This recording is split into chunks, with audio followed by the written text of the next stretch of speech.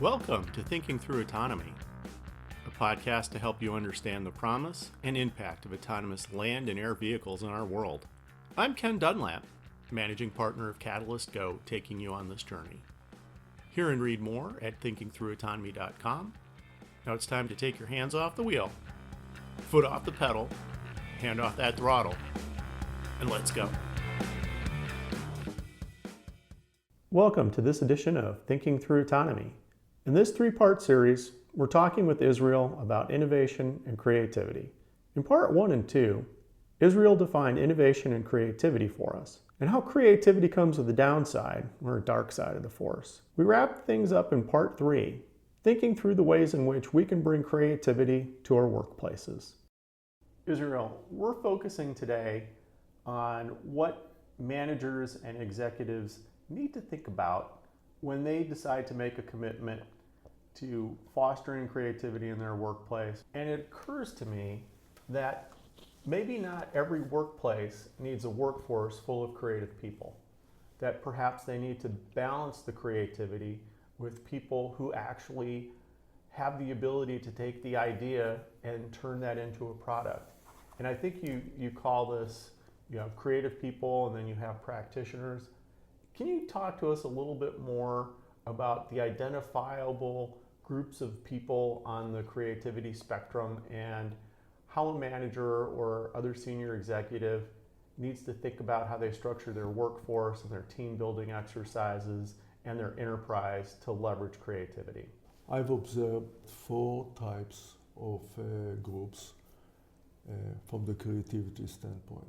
The first group of people are the exceptionally creative people. The second group next to it are the creative people. The third group are the competent practitioner. And the fourth group are the practitioners. These groups, there are no clearly defined sharp delineations between them. They kind of overlap each other.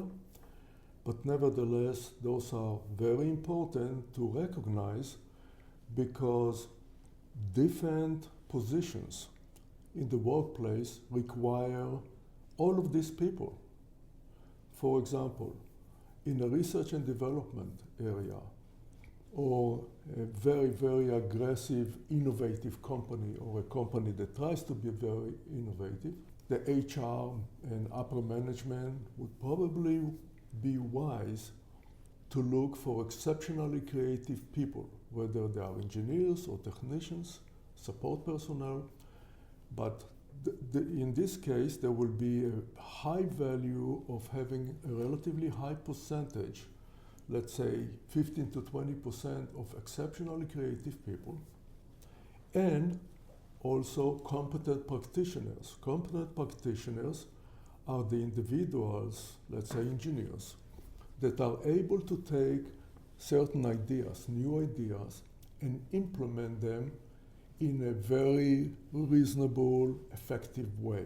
So those are absolutely critical to the success of the endeavor that a given company is pursuing. If I could put it another way, if I'm building a research team or trying to fix problems in a research team, that requires a different balance of individuals Yes. than if I have a problem in an engineering team. Correct.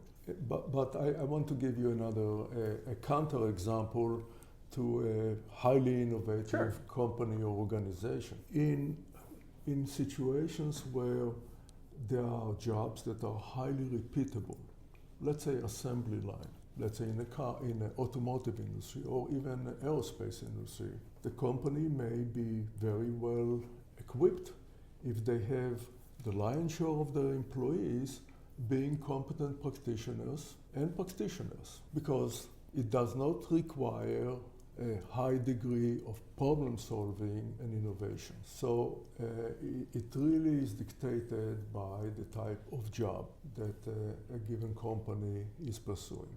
I guess what you're telling us and what I'm hearing is that if a company makes a commitment to changing, enhancing, optimizing the creative processes and the creative workflow, it is not a one-size-fits-all. that you don't roll this out without thinking about the specific job functions, the specific work that needs to be done, and really the impact on the product. Is that another way of saying that? This is absolutely correct. And it's very important for these companies to give it a lot of thought of the make, as far as creativity is concerned, of their individuals. Again, allow me to go back to a company like SpaceX that I had the honor to consult for 1 year. They have hired relatively young workforce, mostly engineers, and many of them are brilliant young individuals. They're very creative. They are thinking out of the box and so on, and I think that was the right direction in the case of Elon Musk to take. Other companies that are doing more repetitive work, production work, without the need of blazing the way and being extremely innovative, they can get by, and they'd probably be better served by having mostly competent practitioners and some practitioners. Let's say that I'm the CEO of a company, whether it's a small startup trying to succeed, whether it's an established company that's been making the same products for 100 years. And this idea of innovation and creativity resonates with me. How do you look at your enterprise and decide whether or not you need to change the level of creativity in it? Is there a metric? I mean, if my sales are going down, does that automatically mean that I'm not creative enough? If my marketing people are telling me nobody is interested in what we're selling because they think it's boring, it doesn't meet their needs, does that mean I don't have enough creativity? How do you assess your enterprise? How do you assess your workforce to even decide if you want to start a major investment and a major effort to work on quality and innovation and creativity within your enterprise? Yeah, let's assume for a moment that somebody wants to start a new company, a new venture, that is aiming towards a very, let's say, novel new concept. In order to accomplish that, it's not enough just to hire 1 or 2 creative people or engineers. The founding person or the group would have to look at all the disciplines that are going to be part of this organization. On the technical side, you will need a very high percentage of exceptionally creative individuals. You will need practitioners in order to help implement and productize what needs to be done. On the sales and marketing, there will be a need for a way to take this new innovative product, yes, novel product, and present it to the customers, potential customers of the marketplace in a very innovative way. It's not like selling, orange juice anymore. It is a new product. It's across the board. So it will have to be in the technical side, it will have to be in the sales and marketing side, it will have to be also in the HR side, human relations. Because the way the human relations department will manage and deal with the workforce is going to dictate whether this workforce is going to be committed and willing to invest and do their best to bring their creative input, or after a while they're going to become compliant, acquiescent, and just go with the flow, collect their salary, and everything is fine, but it's not necessarily going to accomplish the goals of the company. Your comments should be self-evident to startups, should be self-evident to young companies that are starting their journeys and rolling out products and services to market. But we know those companies, they come and go, but there are survivors. There's the mid caps, there's the large caps that are out there. Mm-hmm. I guess I'm really interested in knowing if you're one of these big, well-established companies, how do you know if the time is right? How do you know if you need to be more creative, more innovative? I think it all comes down to competitiveness. So if a given company, especially the bigger ones, the institutionalized ones, if they continue to produce the same product for many, many years, decades, and provide the same services to their customers without any change, after a while, they are under a real threat that somebody else, more aggressive, more innovative, will come and start to put a very steep competition. So how do you know? If you start to see that your business are threatened and your bottom line is being reduced gradually, but over time, definitely it's a good indication that the company ought to start looking into changing, their mode of operation. And one area is the innovation, the creativity and innovation. If the company doesn't continue to maintain their competitive edge, after a while, they may survive, but they are going to fall back. If I'm the CEO that has had the alarm bells ringing, finances and says, hey, these numbers are not right, and I make the commitment to bring innovation and creativity as a focus into my workplace, is that all that's needed? I mean, does an edict by a CEO naturally foster making changes in innovation a material thing that actually happens in the company rather than just something that's talked about? Yeah, when you're talking about the edict, the first thing that comes to my mind is this old cliche, I guess, that the way to hell is full with good intentions. If an owner of a company makes a decision, makes an edict, we're going to be more innovative as a company. What does it mean? The devil is really in the details. If this company doesn't put in place very specific measures that the whole workforce understands the goal and how the company intends to do that, how it intends to become more creative and innovative, it doesn't mean anything. Those are empty words. So let's talk about that a little bit. Let's talk about that as it relates to hiring practices on the HR side. Tell us a little bit more about that, Israel.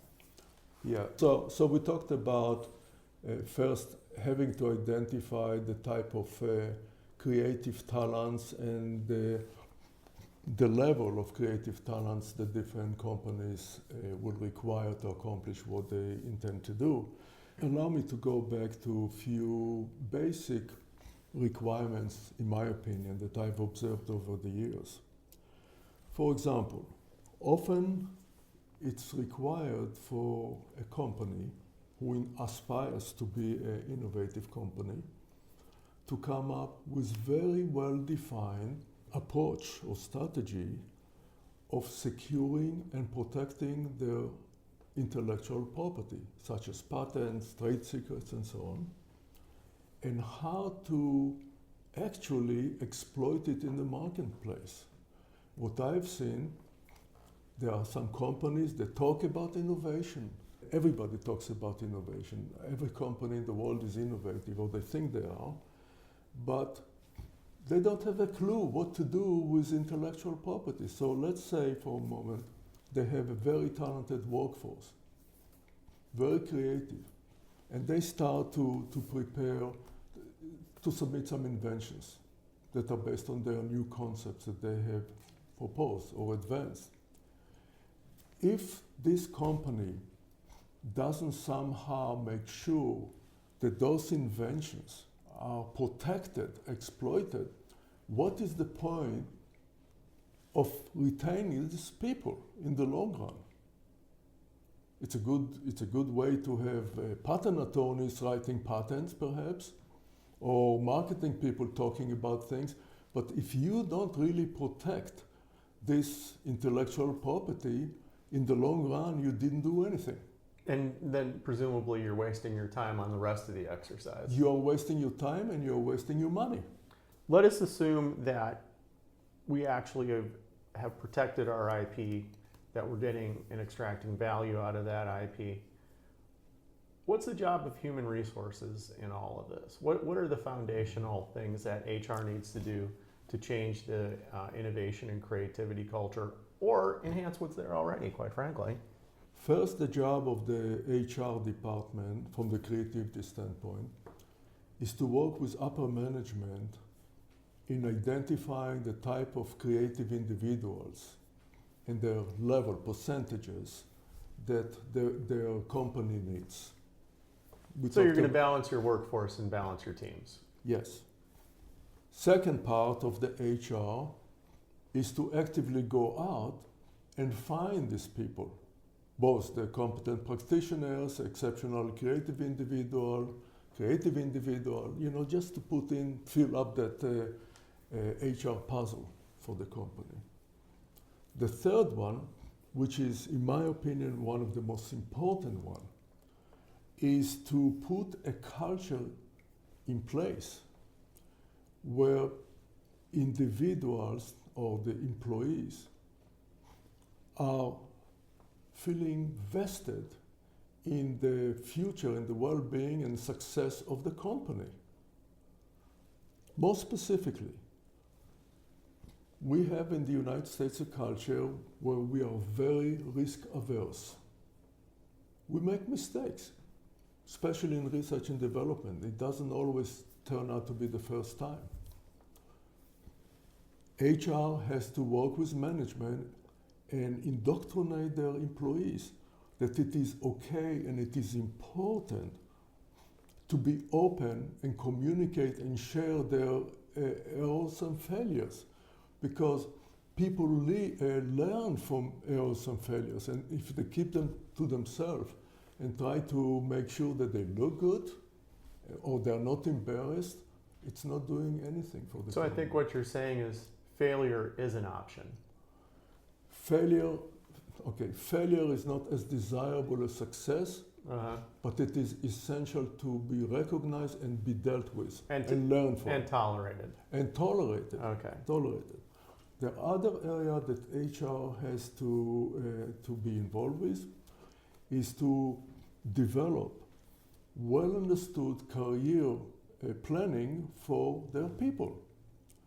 And there also has to be a system, equitable system of reward. If somebody is doing a very good job and contributes significantly to the company, he or she needs to be rewarded somehow. Show me the money.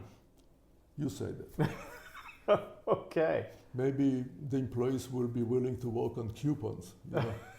Okay. Yeah, so the other area that HR and management have to insist on and really introduce it into the workforce is the need of engaging multidisciplinary teams. Instead of having this lone individual inventor or genius inventor that sits in his cubicle and comes up with these incredible algorithms, most of the time, the most significant inventions can come out of teamwork. And doesn't this imply that you actually have an office environment that helps with that? Absolutely. But the office or workplace environment, it's not only the attitude. Often more progressive companies such as Apple and BMW, they structure the building, the place, in a way that people are encouraged to congregate and interact with each other. Hallmark cards are the same way. They have a communal area where the artists and engineers and designers of the cards, they come together, they talk, they play, and in the process, they become more creative as a whole. So this commitment to change and innovation, it's going to change the way your workplace looks and feels. Definitely. If you do it properly. Definitely. So this is not a lighthearted adventure, is it? No. There's going to be big changes in the workplace. Yeah, and I think what you are really trying to do is transformational. And it's really being able to transform the culture, and adapt the culture of a given company which includes the innovation, creativity innovation that we are talking about. Now, one of the things that I've observed is that group dynamics are very important. That when you put a series of creative people together with a series of practitioners, maybe you've created this crucible for a lot of hard feelings and a lot of stifling of innovation, which you lead the reader to believe you need to have a different way of handling ideas. Definitely. And diffusing conflicts and putting in a repeatable structure where everybody feels that they have ownership in the end process. And you know, that's called a lot of things. You refer to it as group ideation, but can you tell us what Israel Stol's flavor of group ideation looks like? Yeah, but before we go into the group ideation, where I'm going with all of that is I believe that the most effective way to have a cohesive, functioning workforce is to tribalize it. I always come back to the tribalism because humans is a species that wants to feel belonging to something.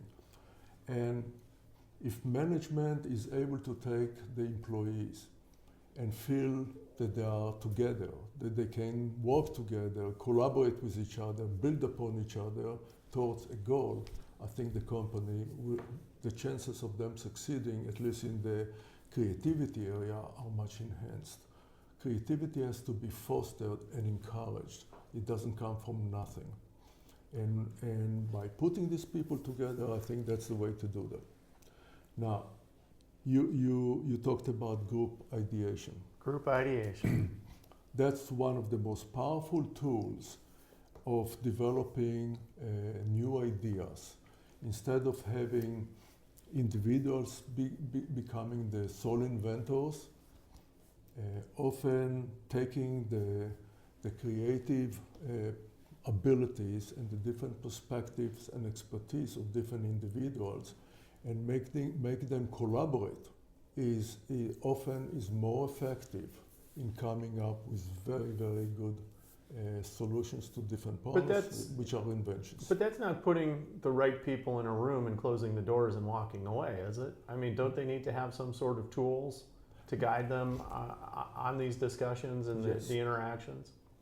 Yes, and that gets into the area of who is facilitating these interactions. You cannot just throw a bunch of people into the room and say, well, just solve this problem. Most of the time it is important that somebody has experience in facilitating those sessions. Often those sessions are more than one. Sometimes they can be several, but it is important to facilitate those sessions. It's important to record the outcome, the notes and the outcomes and recommendations out of sessions. And at the end, also decide who is going to do what. Delegate the tasks, follow-up tasks and so on. If a decision is made and a certain idea or ideas are identified as the most promising and warranting further pursuit, whether it's further demonstration, evaluation, and or development. Now let me ask you this, because group ideation is quite frankly a big business in this country. Yes. There are books, there are in fact huge multimedia studios available that you can rent for tens of thousands of dollars a day. Mm-hmm. In your experience, is it really required, or I would put it this way, is there a big benefit to going to a big studio, or can you do this stuff yourself? I think most of the time it's perfectly okay to carry out those brainstorming group ideations in a comfortable office at the workplace where most people are familiar with, and you don't require really high-tech technology to carry those out. What you need most of the time is a slide projector. You need flip charts. You need whiteboards to exchange ideas, and good, effective facilitation. But I don't think that those those studios, high-tech studios, are necessary to carry those ideation sessions most of the time.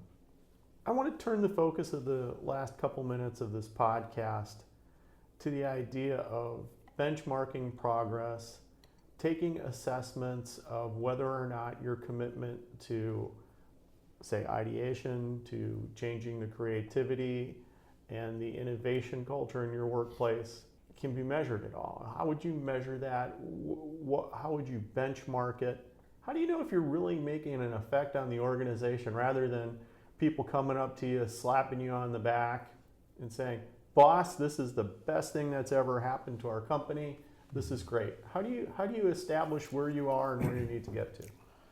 Yeah, I think there are two tools.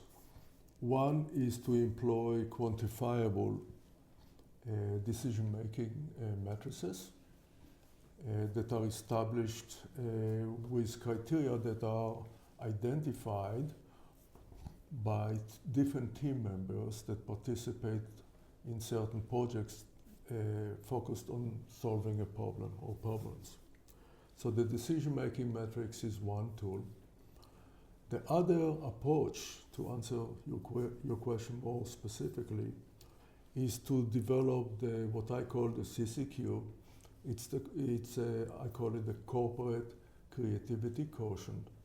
And that's a tool which enables a given company to periodically benchmark themselves against best in class. And this CCQ is derived again based on criteria that are chosen by management of a company, as well as some senior employees of this company. And then they choose criteria that they render as important and as influential in determining the corporate creativity of their company. And if they do it periodically and consistently, then over time they will start to be able to develop some trends and identify specific areas that require improvements. So essentially what you're telling us, it is possible to take this transformation, to take this corporate commitment to putting creativity and innovation in place from an art to more of a science. And things like the CCQ allow that body of metrics to be available to really tell you how you're doing. I think it goes a long way towards helping companies to accomplish that, but again, it requires some work.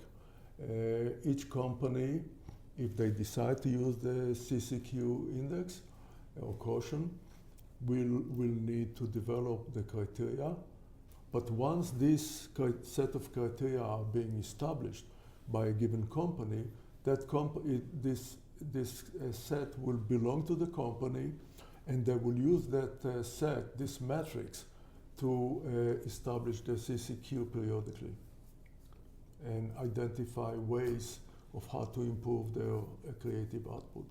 Well, Israel, our podcast is drawing to a close. I want to thank you for being a great guest. I want to thank you for all the insights you've given us on innovation and creativity. You are always welcome back here to talk, and thank you very much. Thank you. Thank you for having me.